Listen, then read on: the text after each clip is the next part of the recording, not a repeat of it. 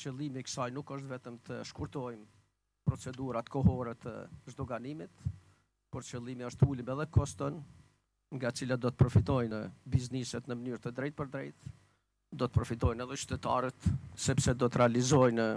mallra dhe do të konsumojnë ato me çmime më të ulta. Ne jemi të interesuar që të bashkëpunojmë edhe më tutje, jemi të interesuar që këtë fushë të doganave ta përmirësojmë në mënyrë që të përfitojnë qytetarët në rend parë dhe në mënyrë që bizniset në të dy anët të kenë favore që u takojnë atyre, por këto favore të shkojnë edhe të qytetari fundit në konsumimin e të mirave cilat ne do të realizojmë si rezultati këmbimeve të përbashkëta. Dhe ja ku jemi sot, në një nga ato ditë kur materializojmë një pjesë tjetër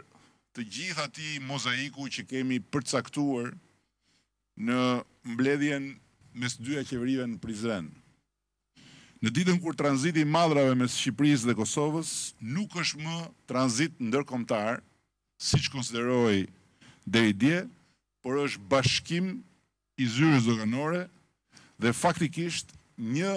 zyre vetme doganore për dy vendet tona. Dhe faktikisht nga sot porti i Durrësit për të gjitha mallrat që vinë në Durrës për të shkuar në Kosovë është pika e vetme e kontrollit dhe mjafton procedura në Durrës për të mbritur në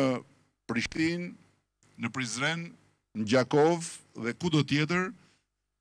pa qenë nevoja për të rindaluar dhe për të rifilluar procedurat edhe këtu.